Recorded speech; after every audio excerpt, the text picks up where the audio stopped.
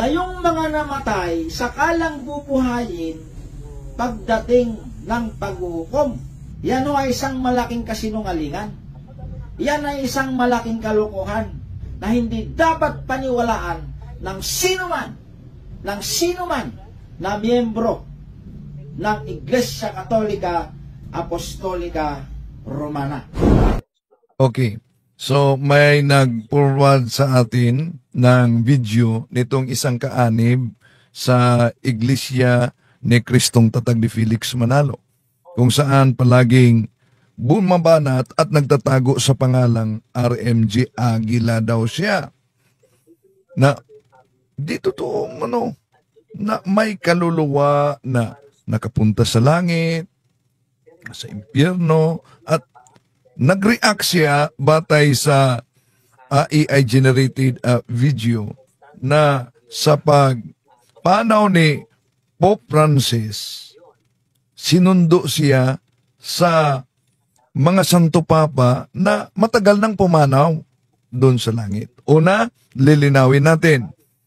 Nag-react siya hindi batay sa opisyal na aral ng ating simbahang Katoliko. Nag-react siya batay sa nakitang kumakalat na AI-generated video na hindi naman yon ang opisyal na aral ng simbahang Katoliko.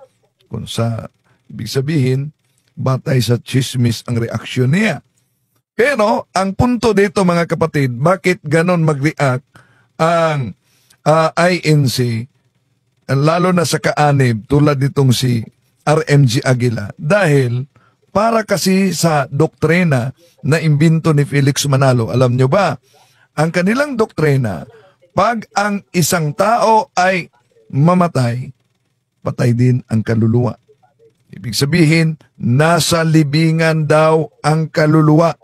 Kaya ang banat nitong RMG Aguila na nagtatago sa pangalang RMG Aguila na isang kaanib sa Iglesyang Tatag ni Manalo, na yung mga namatay, sakalang bubuhayin pagdating ng paghukom. Wala tayong tutol diyan, general judgment, na ang kaluluwa ay isauli sa kanyang katawan. Pero ang tanong, wala bang particular judgment? Patay ba ang kaluluwa pag mamatay ang katawan ng tao? Tatalakayin at sasagutin natin ang mga banat sa iba't ibang mga sikta na tatag lamang ng tao mga kapatid. Dahil alam niyo naman ang kasinungalingan pag ito'y palaging inulit-ulit, magmukha talagang parang katotohanan lalo na sa ating mga kapatid na kulang ang kaalaman. Kaya ayon sa Acts and Decrees of Second Plenary Council sa Simbahang Katoliko na deklarasyon sa pahina 80-81 sa paragraph 222, malinaw ang sabi, we must be willing and able to defend our teachings in public fora, and we need to equip the faithful so that they can defend their faith. Okay. Sa lahat natin mga suking taga-subaybay, ating i-welcome muna ang mga pumasok ngayon. At nakita ko ngayon dito si Dr. Leo Napurata.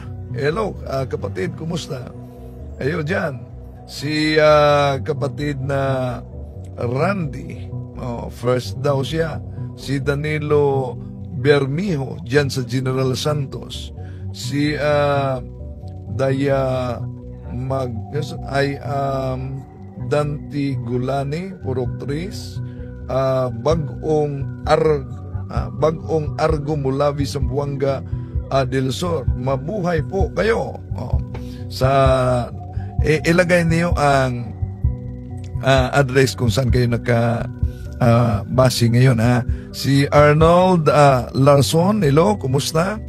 Sa lahat natin mga kapatid, bago tayo mapapasok sa punto por punto mga kapatid, ating sasagutin.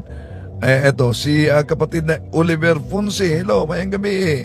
Si SN1 Resuento, good evening bro. At sa lahat natin mga kapatid ngayon, si Ricky Dingal, good evening bro. Wendell sa Butuan City, si Arnold Larsen, si sandali, ito pa, I am from Davao, si Ananias Ridila. Good evening, Bro Wendell, watching from Bulacan. Si Alexis Jacinto. Good evening, bro. Okay. Good evening sa lahat. Welcome po sa ating live ngayon, mga kapatid. At samahan ninyo ako. Sasagutin natin itong ipinasa na ilan ang mga nagpasa sa akin, nag-request na sagutin natin si RMG Aguila, no? Kaanib sa iglesia ni Felix Manalo. So, si Ananias Redela watching from Bulacan, si Alexis Jacinto, good evening. Si Dilma Bayaga from Alabang, si Renato Cobero, no? From Katbalugan, hello, kumusta kapatid? Si Jocelyn Bagaforo diyan sa Coronadal City. Si Ananias Ridela, salamat Bro Wendell sa Rosalie at Healing Oil watching from Bulacan. Napadalan ba kayo? Si Adeline Simpson, good evening Bro Wendell, at sa lahat natin mga kapatid na nagsubaybay ngayon. So, di natin tatagalin sa ating pananampalataya. Sis Aida, no, Sis Aida Manisan, huwag niyo kalimutan, may channel din si Sis Aida at napaka ganda po, marami kayong matutunan dyan kaugnay sa Divine Mercy mga kapatid. Si Juan Riswanto, CFD Cathedral Osamis, hello kapatid. Si Emmanuel Erquita, hello Bro Wendell from Bacolod City. Ayan Linganay from Manila. Si Roy Latagaw dyan sa Malaysia. Maayong gabi Bro Wendell from Bohol. Si Ama Valle. Si Katimoy Donti. Maayong gabi Bro Wendell from CFD CDO Chapter. Kumusta? Kita-kita tayo kung attend kayo sa National Convention ng CFD diyan sa Cebu City. Si kapatid na Adeline Simbahon, si kapatid na Tubi Rogers sa UK, si kapatid na Delphine Rabago, si kapatid na Delphine Fabi.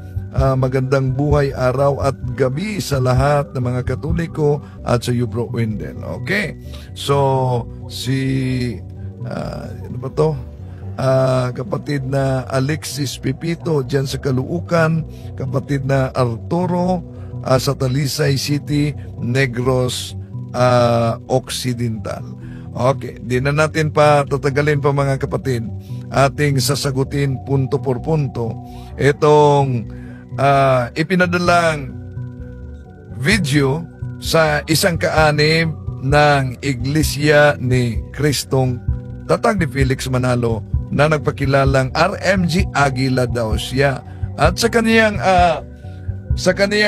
banat sa simbahang Katoliko, palagi niyang sinasabi, wala pong kinalaman ang Iglesia ni Kristo na kay Manalo sa kaniyang pagbanat sa simbahang Katoliko dahil wala siyang authority na galing mismo sa sentral. So, although private ito na banat mga kapatid, pero sa ngalan na miyembro siya ng Iglesia ni Manalo, kaya atin ding itutuwid dahil ang mga kamalian nito dahil may mga nag-request at ipinadala ang video na ito. Mga pinopost sa social media na di umano, nasa langit na daw si Ginoong Francis, ang kanilang papa. So, yan. siguro nakita ninyo yung AI-generated video. Diyan, nag-react siya, no? Na nasa langit na daw si Pope Francis. Una, lilinawin natin, hindi opisyal na aral yung nakita niyang sa simbahang Katoliko na AI-generated video na naglalarawang pumasok sa langit si Pope Francis, sinundo siya ng ilang mga santo papa. Ang opisyal na aral ng simbahang Katoliko, kung ito'y ideklara na talaga na siya nasa langit sa pamamagitan ng canonization. San Mateo 18:18, anuman ang ipahintulot ninyo dito sa lupa ay ipahintulot doon sa langit. Pero ang punto dito, ito kasi sila na mga kaanib sa siktang tatag ni Felix Manalo, di naniniwala na may kaluluwa na hindi mamamatay kung mamamatay ang katawan ng tao. Kaya, batay sa video na AI-generated video, doon nag-react siya para meron siyang content. Okay. At di umano ay sinasalubong siya ng Panginoong Jesucristo. Gayon din, sinasalubong din daw siya kuno ng mga na mayapa na ng mga papa ng Roma. Alam niyo mga kaibigan, mga kababayan at mga kapatid, ito ho'y nakakalungkot. Una, nakakalungkot talaga dahil ang reaction niya batay sa AI-generated video na hindi opisyal na aral ng Simbahang Katoliko. Pero, ang opisyal na aral ng Simbahang Katoliko ay ito, may bahagi sa tao na hindi talaga mamatay kung mamatay ang katawan. At ito ang kaluluwa. Patunayan natin yan. Paano yan pasinungalingan ng mga anti-Catholic, lalo na ang INC, ang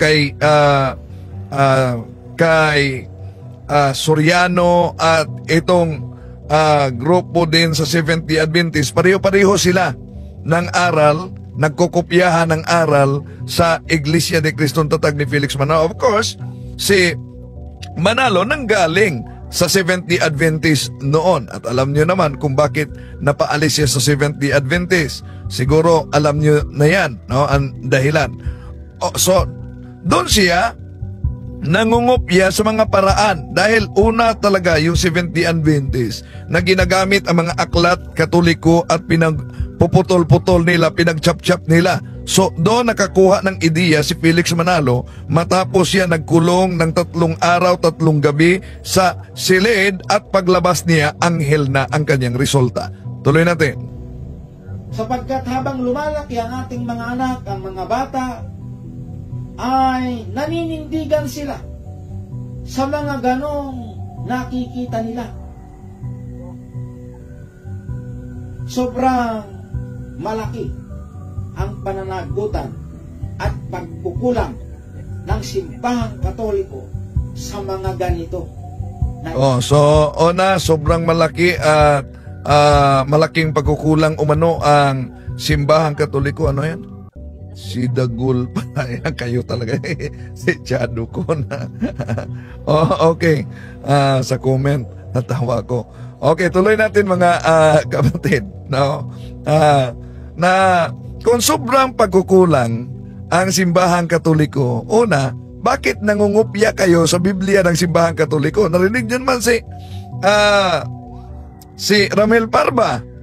Pangalawa, bakit nangungupya kayo sa kalendaryo ngayon, na Gregorian calendar, na deklarasyon yan ng Simbahang Katoliko? At, yun, tatalakayin natin yung sinabi niya na patay talaga ang kaluluwa pag mamatay ang si kapatid na Ferds Pasyone. Pag mamatay umano ang katawan. Itutuwid natin ito. Isipan ng bawat miyembro na mali ang kanilang iniisip. Totoo na delikado talaga, lalo na ang mga anak sa Iglesia ni Cristong Tatag ni Felix Manalo, na mali ang nasa isip na nila na tinuturuan sa mga mangangaral ng natuto din galing sa kanilang ministro at ang mga ministro galing din kay Felix Manalo na wala pang nasa langit, wala pang kaluluwa dahil napasalibingan. Pero ano po ba ang mabasa sa Biblia bago natin ituloy itong RMG Aguila, mga kapatid, dahil ilan ang mga forward sa video at nag-request na sasagutin ito. So, ang tanong, mga kapatid, may mabasa ba tayo na may mga kaluluwa na nasa langit kasama ang kordero ng Diyos at ang mga anghel? Tingnan muna natin, silipin muna natin ang mabasa diyan sa tinatawag na New Revised Standard Version. Ito po ang mabasa sa Revelation chapter 7 verses 9 up to 17. Ito ang mababasa, mga kapatid. After this I looked, and there was a great multitude that no one could count, from every nation, from all tribes, and peoples and languages, standing before the throne and before the Lamb, wrapped with white, with palm branches in their hands. They cried out in a loud voice, saying, Salvation belongs to our God, who is seated on the throne, and the Lamb. And all the angels stood around the throne, and around the elders, and the four living creatures, and they fell on their faces before the throne and worshipped God, singing, Amen. Blessing and glory and wisdom and thanksgiving and honor and power and might to be our God forever and ever. Amen. Then one of the elders addressed me, saying, Who are these robed in white? And where have they come from? Said to him, Sir, you are the one that knows. Then he said to me, These are they who have come out of the great ordeal.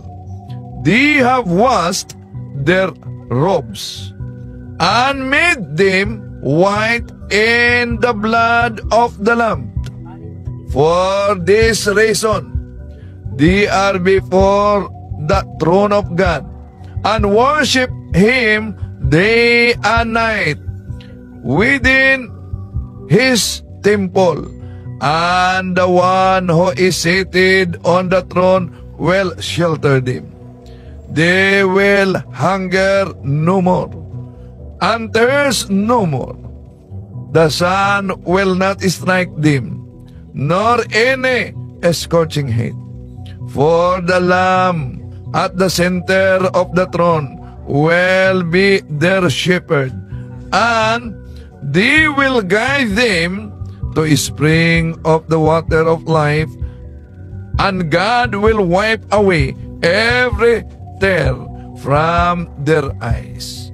So, malinaw, mga kapatid, Revelation chapter 7, verses 9 up to 17, na ano daw ang nakasulat, mga kapatid? Ipinahayag diyan sa banal mismo na kasulatan na ang mga taong namatay, naganap na pinakasakdal sa kabanalan ng Diyos. Silang mga namatay na nasa kabanalan ng Diyos ay ano daw, pinuputi ang kanilang mga kasuotan sa pamamagitan ng dugo ng kordero ni Jesus at nasa langit sa harapan ng trono ng Diyos Ama.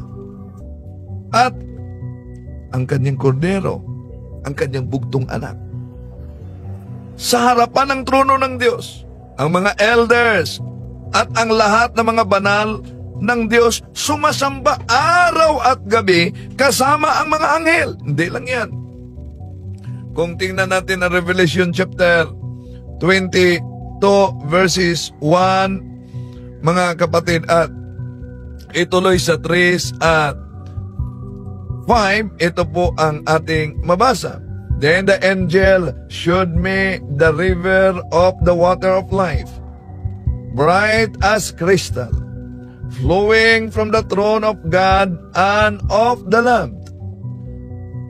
Nothing accursed will be found there anymore, but the throne of God and the Lamb will be in it, and his servants worshiped him.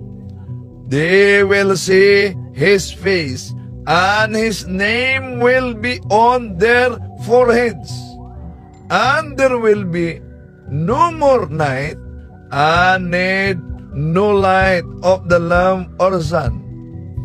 For the Lord God will be their light, and they will reign forever and ever. So, napakalinaw mga mahal na kapatid ang mabasa natin sa Biblia na marami pong mga banal na nasa langit. Pero yung nakita niya na AI generated na si Pope Francis, hindi yun opisyal na aral ng simbahang Katoliko na may nagawa. Pero ang opisyal, may kaluluwa na hindi mamamatay. Bakit may kaluluwa na hindi mamamatay? Una, naalala ninyo ang nakasulat sa San Mateo Kapitulo 17 versikulo 1 hanggang 3? Bakit? Di po ba makita diyan na sa transfiguration of our Lord Jesus, sinong katabi niya? Katabi si Moises? Katabi si Elias? Di po ba kung tingnan natin sa Deuteronomio Kapitulo 34 versikulo 5 hanggang 6, mga kapatid,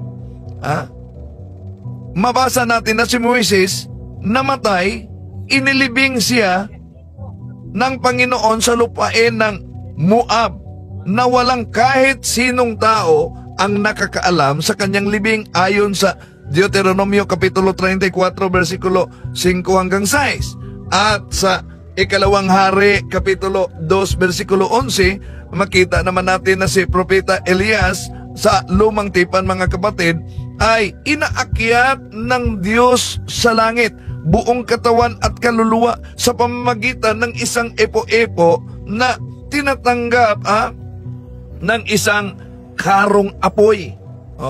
Ngayon, balikan natin ang San Mateo Kapitulo 17 versikulo 1 hanggang 3. Nakatabi ng ating Panginoon Jesucristo si Elias at si Moises.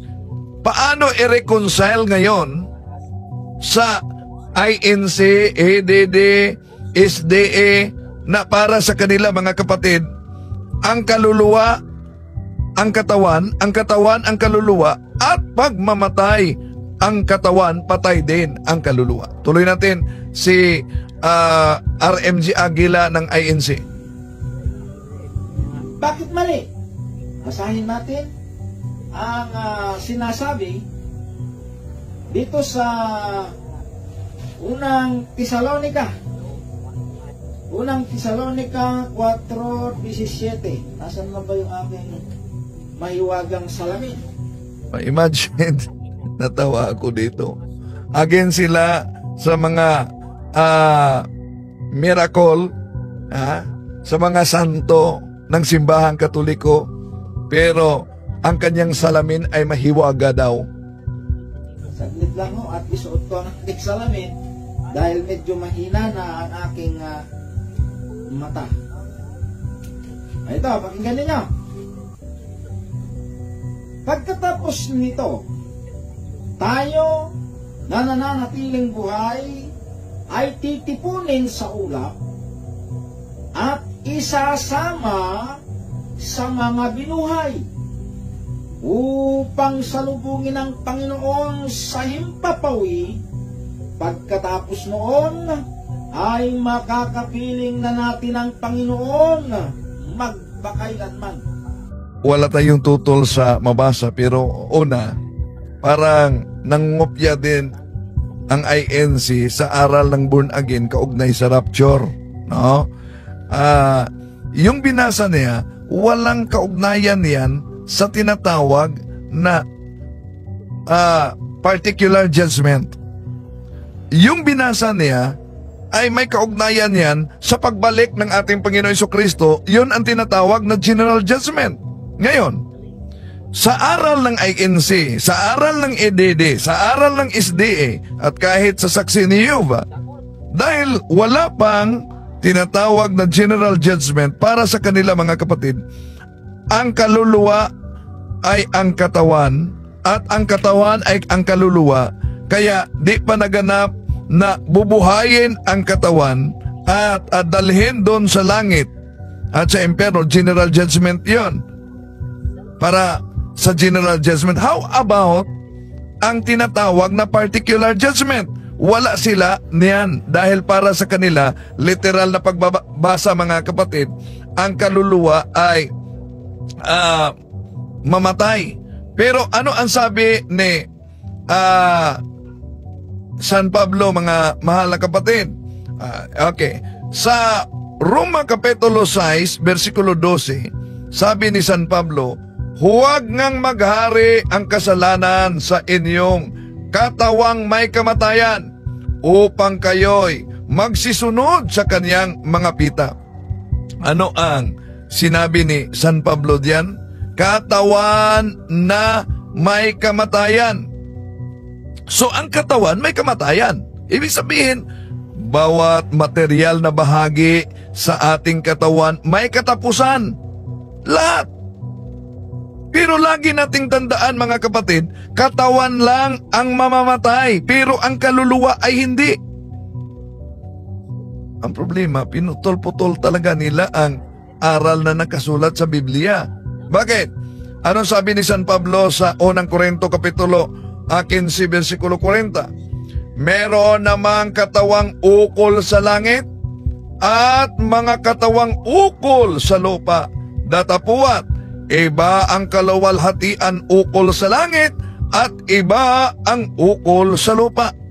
So, dito makita natin, mga kapatid, sa kanila, di ba letra por letra? May katawan na ukol sa lupa, may katawan na ukol sa langit. So, ang tanong, may isang bagay ba na mananatili na buhay kung mamatay ang tao? Napakalinaw ang sabi ng ating Panginoon Jesucristo. Huwag namang sabihin na ang aral na ito'y kasinungalingan dahil sinabi ng ating Panginoon Jesucristo. Ano? Mateo Kapitulo 10, versikulo 28. Ano sabi ng ating Panginoon Jesucristo? Huwag kayong mga takot sa mga magsisipatay ng katawan. Datapuat, hindi mga kakapatay sa kaluluwa. O, para sa kanila, ang kaluluwa, mga kapatid, patay. Pagmamatay ang katawan. Pero ang sabi ng ating Panginoon Jesucristo, may bahagi sa tao na hindi mamamatay, pwedeng mamatay ang katawan, ngunit ang kaluluwa ay hindi mamamatay. So, ngayon, kung ang kaluluwa ay hindi mamamatay, nasa libingan na ba siya? Napakalinaw po ang sabi ni San Pablo sa Hebreo 9:27, mga kapatid. Itinakda na minsan lamang mamamatay ang tao at pagkatapos nito ay ang kahatulan. So ano daw? Ito ang tinatawag na particular judgment at wala ito sa Iglesia ni Kristong Tatag ni Felix Manalo sa grupo ng tinatawag na Seventh-day Adventist. Wala ito, mga kapatid, sa kanila. No. So, sa grupo ni Eliseo Soriano, wala din ito sa kanila, mga kapatid. No. Kaya ating isa-isahin ito. Halimbawa, kung para sa kanila, mga mahal na kapatid, yung pahayag ng ating Panginoon Jesucristo sa Mateo Kapitulo 10, versikulo 28, na huwag kayong mga takot sa mga nagsisipatay sa katawan, datapuat hindi nakakapatay sa kaluluwa. So ang tanong, totoo ba ito o hindi? Natural, ang ating Panginoon Jesucristo nangaral yan, totoo yan.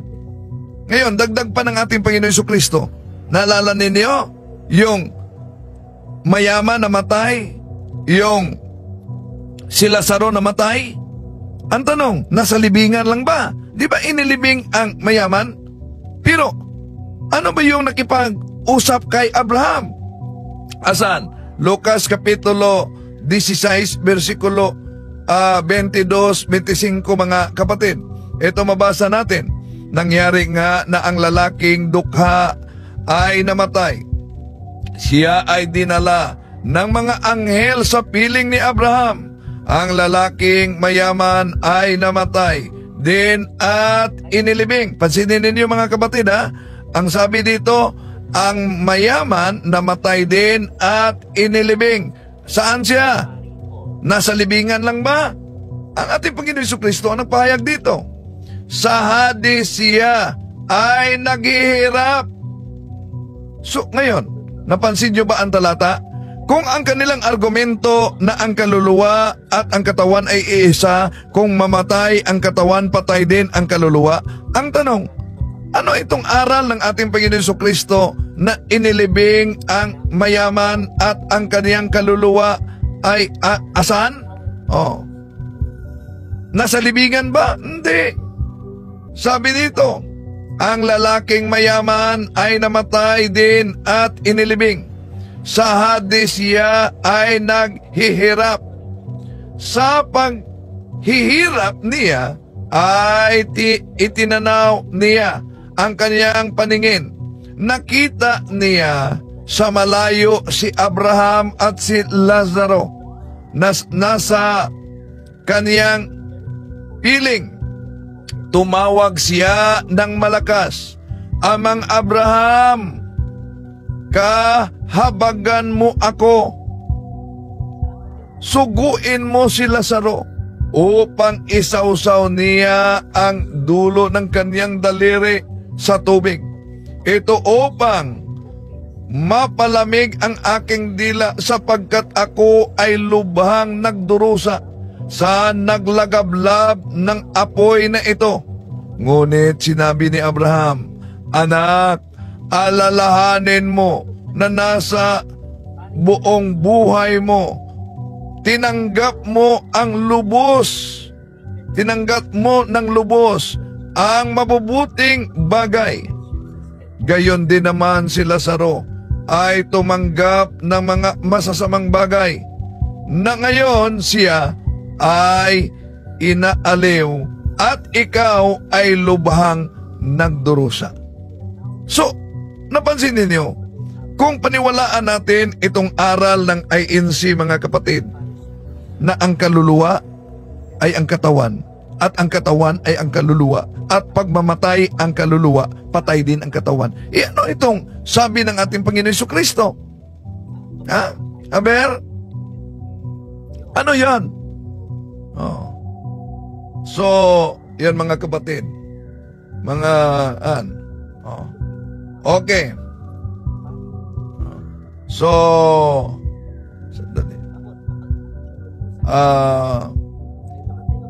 ituloy natin ang pahayag nitong INC na ito. Ayon ho sa ating binasa, ang sabi, tayo na nananatiling buhay ay titipunin sa ulap at isasama saan? Sa mga binuhay. Sa makatuwid. Isasama sa mga binuhay, sa makatuwid, yon ay general judgment. Ang tanong, wala pang general judgment na nangyari. Ha? At sabi ng ating Panginoon Jesucristo, may bahagi sa tao na hindi mamamatay kung mamatay ang kaniyang katawan. Napakalinaw yan. Ha? Napakalinaw yan sa San Mateo Kapitulo 10, versikulo 30. At alam natin, talagang di yan maunawaan ng mga INC dahil wala naman silang sariling Bible. No? Tuloy natin. Ito pa lang ho, kung ating iisipin, kung ating iintindihin, malalaman natin sa talatang ito na yung mga namatay sakalang bubuhayin pagdating ng paghuhukom. Wala tayong tutol diyan na ang namatay bubuhayin. Bubuhayin pagdating sa paghukom. Pero ang tanong, how about itong pahayag ng ating Panginoon Jesucristo, inilibing na nga ang mayaman? Nananatili ba siya sa libingan? Hindi. Nagdusa siya. Sabi sa Lucas Kapitulo 16, 22, 25, asan siya nagdusa? Sa Hades, sa apoy. Pero, nakipag-usap pa siya kay Abraham.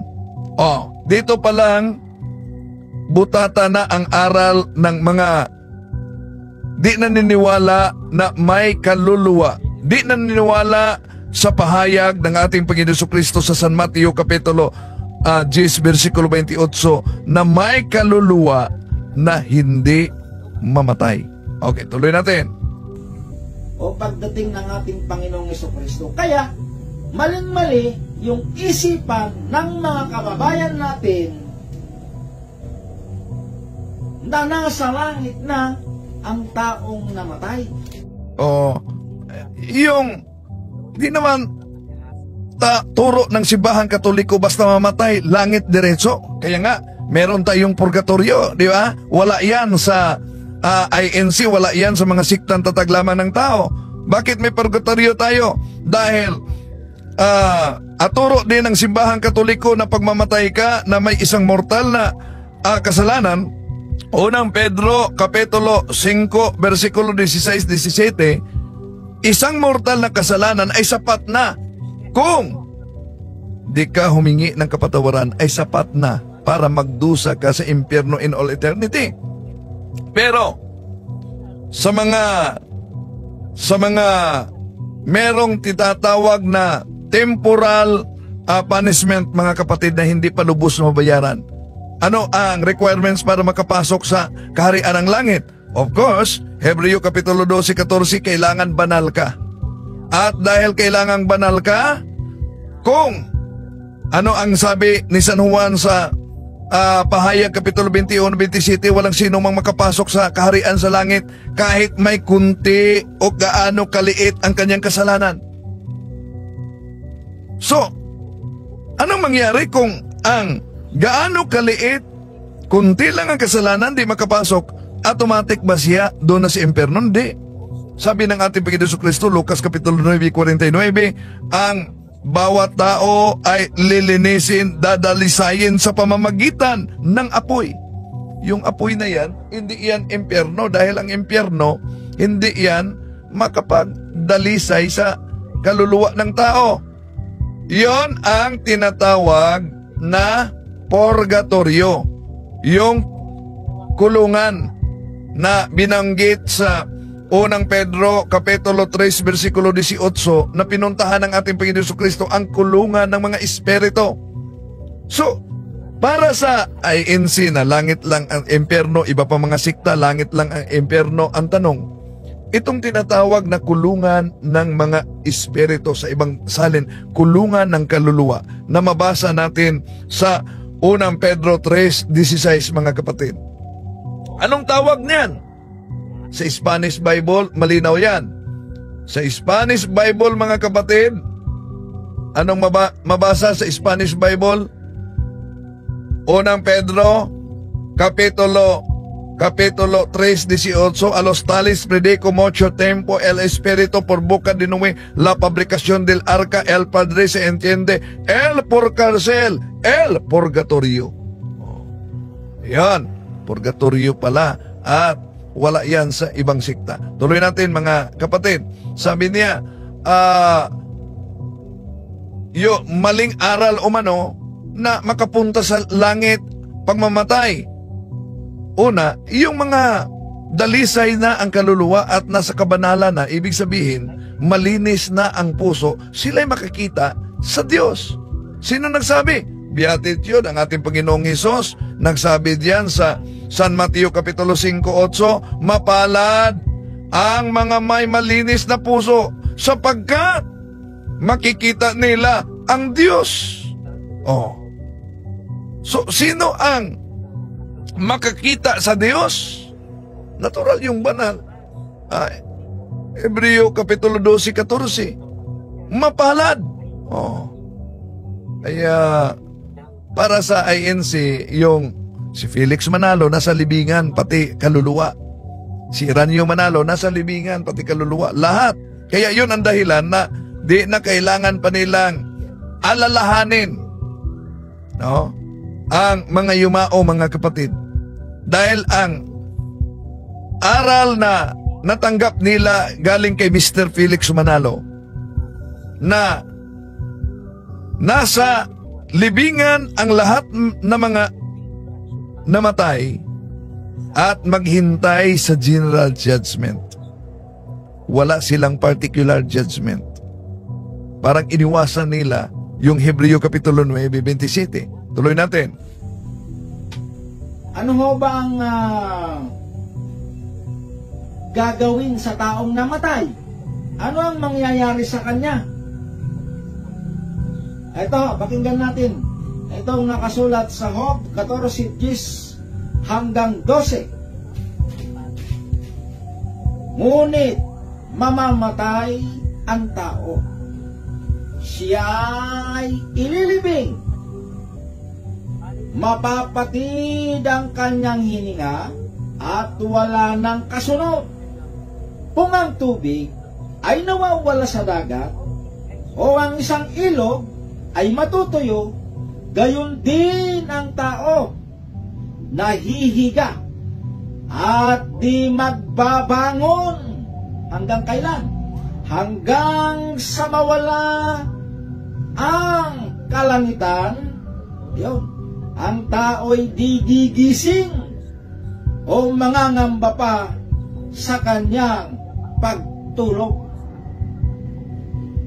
Napansin mo ba ninyo, mga kaibigan? Napansin talaga namin yan. Wala tayong tutol diyan, mga kapatid, sa kanyang binasa. Tama ang binasa ni Dagul, pero mali lang ang pag-unawa. Bakit? Ano sabi ng ating Panginoong Hesukristo? Ulitin natin, ha? Tama naman. Yung kaluluwa na nasa libingan, yon ang maghihintay sa general judgment, yung pagbalik sa ating Panginoong Hesukristo. Pero, may hindi yung katawan na nasa libingan. How about ang kaluluwa na hindi mamamatay? Nasabi ng ating Panginoon Hesukristo, kaluluwa na hindi mamamatay. Mamamatay man ang katawan, pero ang kaluluwa ay hindi mamamatay. So ano ang mangyari? Tingnan niyo, balikan natin, mga kapatid.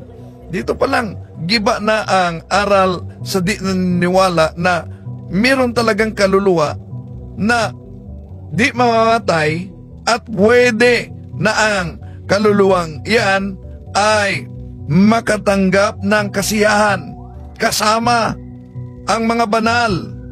Samantalang yung iba ay naghihirap sa apoy. Asan? Napakalinaw yan. Lucas Kapitulo 16, versikulo 22-25, mga kapatid. Nangyari nga na ang lalaking dukha na namatay, siya ay dinala ng mga anghel sa piling ni Abraham. Wala pang general judgment ito. Ang lalaking mayaman ay namatay din at inilibing. Sa Hades siya naghihirap. So napakalinaw yan. Pahayag yan ng ating Panginoon Jesucristo. Ang tanong, sino ang dapat paniwalaan ninyo? Ang ating Panginoon Jesucristo itong nagtatag ngayon, gumagamit lang sa pangalan ng ating Panginoon Jesucristo, wala namang sariling Biblia, bumibili lang ng Biblia, nakibasa sa Biblia, pagkatapos naging anghel na. Okay, tuloy natin. At mga kababayan, ang sabi ay hindi magbabangon hanggang sa mawala ang kalangitan. Yun yung sinabi natin kanina na paghuhukom. Wala tayong tutol diyan. Yung paghuhukom na yan ay general judgment. Pagbalik yan ng ating Panginoon Jesucristo. How about itong binanggit ng ating Panginoon Jesucristo na hindi pa general judgment? Namatay, alang namang joke lang ito. Namatay si Lazaro. Namatay ang duka. Namatay ang mayaman. Nasa libingan na ba sila nanatili? Hindi lang yan. Sa transfiguration of our Lord Jesus, kung ang kaluluwa ay ang katawan at ang katawan ay ang kaluluwa, di po ba si Moises tumabi mismo ng ating Panginoon Jesucristo kasama si Elias? Anong ibig sabihin doon? Yung katawan ni Moises galing sa libingan ay tumindig muna at tumabi sa ating Panginoon Jesucristo, at nung nawala, bumalik na naman sa libingan. Yun ba? Kung hindi yun kaluluwa. Okay, tuloy natin. Kaya ang taong namatay, maliban sa ating Panginoong Jesucristo, mga kaibigan at mga kababayan, hindi magbabangon pagkatapos na siya'y mamatay. Baka sabihin ng iba, hindi magbabangon. Mali po yan. Pagkatapos na siya mamatay. Pagkatapos na siya mamatay, magbabangon yon. Kailan? Sa general judgment. Conclusive na yung hindi magbabangon. No? Iba yung hindi magbabangon at ibabangon pagdating sa tinatawag na general judgment. Pero, wala pang general judgment, merong particular judgment, Hebreo 9:27, mga kapatid. Tuloy natin. Bakit sabi ninyo ang Panginoong Jesucristo ay tao? Bakit ngayon nagbangon, binuhay? So, sa INC, mga kapatid, ang ating Panginoong Jesucristo, tao, hindi Diyos. Ano ang ginagamit nila? Ano ang binabasa nila?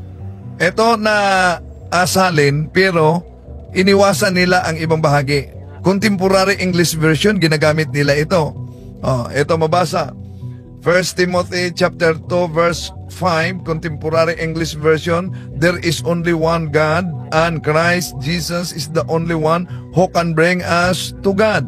Jesus was truly human, and He gave Himself to rescue all of us. So, dito ang konklusyon niya, malinaw po, nakasulat sa 1 Timoteo Kapitulo 2 versikulo 5, si Kristo'y tunay na tao. Wala tayong tutol dyan, mga kapatid, na ang ating Panginoon Jesucristo'y tunay na tao.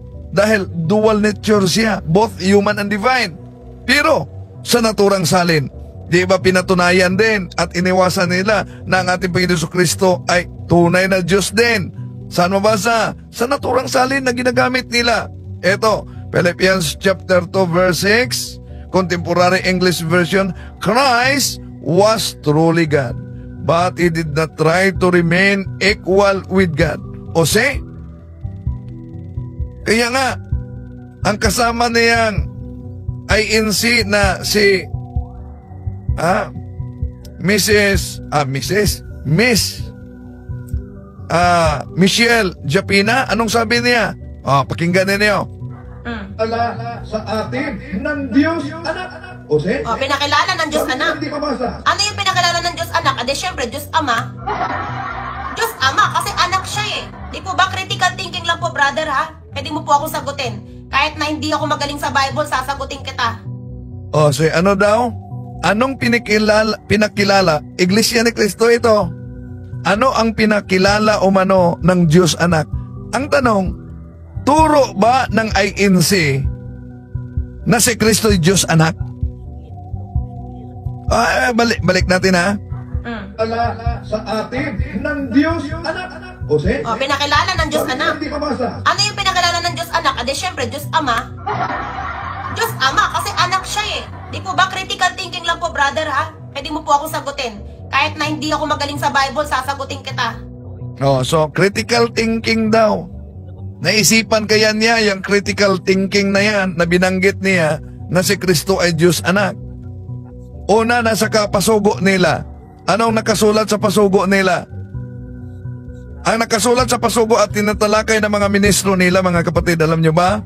Wala daw mabasa sa Biblia na si Kristo ay Diyos anak. Wala daw. Para sa kanila, mga kapatid, ang mabasa, anak ng Diyos. Pero, di nila alam na iyong Bible na palaging ginagamit nila, may mabasang Diyos anak at yun ang ginagamit ko rin. At nag-react dito si Miss Michelle Japina na isang INC na ano daw?